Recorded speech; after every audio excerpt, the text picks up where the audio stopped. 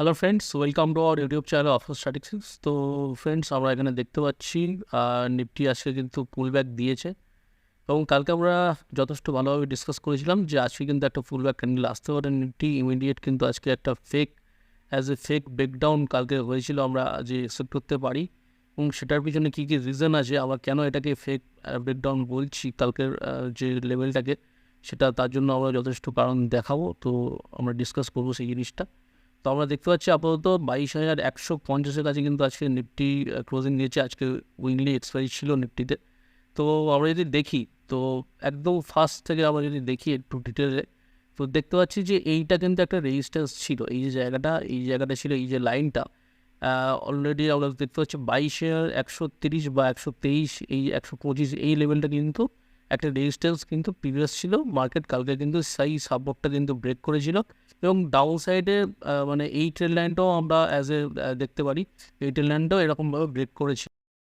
তো আমরা যদি হরাইজন্টাল এবং ভার্টিক্যাল বা যে ট্যাজের ট্রেড লাইন যেটা আছে, দুটোতেই কিন্তু আমরা দেখতে পাচ্ছি মার্কেট কিন্তু একটা ফেক ব্রেকডাউন করেছিল। তো আজকে কিন্তু পুল ব্যাক এসছে এবং আজকের ক্লোজিং যদি দেখি আমরা, তাহলে কিন্তু এই যে সাপোর্ট কালকে ব্রেক করেছিল, এই সাপোর্টের উপরে কিন্তু আজকে কিন্তু ক্লোজিং দিয়েছে। তো আজকের অ্যাজ এ রেজিস্ট্যান্স কাজ করেছিল, কিন্তু মার্কেট কিন্তু এর উপরে ক্লোজিং হয়েছে, এটা কিন্তু সবচেয়ে বড় ব্যাপার। তো এখন যেটা আমাদের দেখার বিষয় সেটা হলো যে মার্কেট কিন্তু এই যে লেভেলটা আজকে করেছে, এই লেভেলটা যদি এরা ব্রেক করে, তাহলে কিন্তু আবার ফার্দার যে মোমেন্টামে আছে আপসাইড, কিন্তু সেই মোমেন্টাম কিন্তু আবার দেখাতে পারে এবং এই ক্যান্ডেলটাও কিন্তু এঙ্গেল ফর ট্রাই করবে, কারণ 22,400 এই যে ক্যান্ডেলটা ক্রিয়েট করেছে, এই ক্যান্ডেলটাও কিন্তু এঙ্গেল ফর চান্স থাকবে। তো এবং আজকে যে এই ক্যান্ডেল আছে, এই ক্যান্ডেলে যদি বাই চান্স যদি লো এটা কিন্তু ব্রেক হয়, মার্কেট কিন্তু এই লোটা কিন্তু ব্রেক করে, তাহলে কিন্তু মার্কেট আবার আমাদের যেটা প্রিভিয়াস যে রেজিস্ট্যান্স বা প্রিভিয়াস যে সাপোর্ট আছে 21,600 লেভেল পর্যন্ত কিন্তু এখানে টার্গেট কিন্তু আমরা দেখতে পাই। তো অলরেডি যদি এই যে আজকের ক্যান্ডেলের লো ব্রেক হয় 22,000 লেভেল থেকে আমরা ধরতে পারি, তো 22,000 লেভেল থেকে কিন্তু আরও কিন্তু ডাউন সাইড 400 পয়েন্ট যেতে পারে যদি আজকের ক্যান্ডেলটা ব্রেক হয়। তো তাহলে আপাতত মার্কেটের প্রাইস অনুযায়ী, ক্যান্ডেল অনুযায়ী আমরা দেখতে পাচ্ছি মার্কেট কিন্তু এখান থেকে রিকভারি দিয়েছে কিছুটা এবং আজকে ভালো ক্লোজিং দিয়েছে। তো আওয়ারলিতেও আমরা দেখব সেম কাইন্ড অফ, এখানে আমরা দেখেছিলাম যে একটা চ্যানেল ছিল এবং ডেলিতেও আমরা দেখেছিলাম। তো চ্যানেল কিন্তু আজকে সেই রেঞ্জ পর্যন্ত কিন্তু আপসাইডে এসছে, ঠিক আছে। তো আমরা আরেকবার দেখে দেবো চ্যানেলটা। তো আমরা যদি এটাকে দেখি, তো এটা কিন্তু অ্যাজ এ চ্যানেল কনসিডার হচ্ছে। তো এবং সেই চ্যানেলে কিন্তু একদম এই ট্রেড লাইনের কাছে কিন্তু এখন ক্লোজিং দিয়েছে মার্কেট। তো ফার্দার যদি মার্কেটের কী করা উচিত, মার্কেট কিন্তু এই ট্রেড লাইনের উপরে যেহেতু আছে, তাহলে কিন্তু একটা মোমেন্টাম আমরা পেতে পারি 22,600 পর্যন্ত বা এই লেভেল পর্যন্ত নিফটি কিন্তু আরও একটা হাই বানাতে পারে, যদি এই যে ট্রেড লাইনে এই ট্রেড লাইনটা কিন্তু সাস্টেন করে। একটাই কন্ডিশনে এই ট্রেড লাইনে সাস্টেন হতে হবে, তাহলে কিন্তু মার্কেট কিন্তু আবার একটা নতুন হাই বানাতে পারবে। তাহলে আজকের লো যতক্ষণ না ব্রেক হচ্ছে ততক্ষণ কিন্তু মার্কেট কী করতে পারে, এবং আমরা দেখতে পাবো যে 22,200 এই লেভেলটার উপরও ক্লোজিং খুব ইম্পর্টেন্ট। 22,200, 250, যেহেতু এইখানটা আমরা আগে দেখতে পাচ্ছি, এইখানটাও একটা রেজিস্ট্যান্স হিসেবে কাজ করবে এই জোনটা। তো এই জোনটা মেবি এটাও একটা কনসেপ্ট জোন পড়ে তারপর কিন্তু একটা ব্রেকআউট দিতে পারে মার্কেট। আদারওয়াইজ এটা যদি ব্রেকডাউন হয়, তাহলে আমরা অবশ্যই টার্গেটটা সেটা জানি।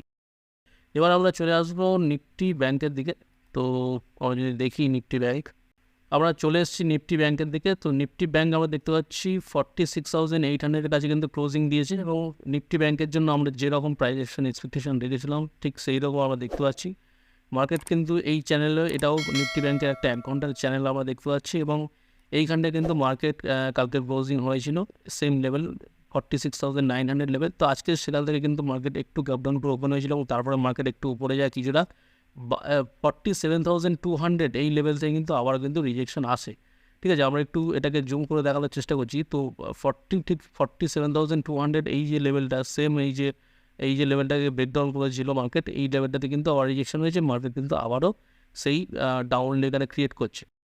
তাহলে আপাতত অবশ্যই মার্কেটে এখানে একটা টার্গেট আমরা পেতে পারি। তো 46,400, 46,350, 300 এই লেভেল পর্যন্ত কিন্তু রিটেস্ট করে সবার মার্কেট কিন্তু একটা টার্গেট দিতে পারে আপসাইডের জন্য। এবং আপসাইডের জন্য আমরা যদি দেখি, তো এখানেও একটা অনেক ছোটো ছোটো ট্রেড লাইনও পাবো, ছোটো ছোটো ট্রেড লাইনে কিন্তু ব্রেকআউটে ওরা অবশ্যই একটা আপসাইডে মোমেন্টাম পেতে পারি এই যে 46,300 লেভেলটা টাচ করার পর।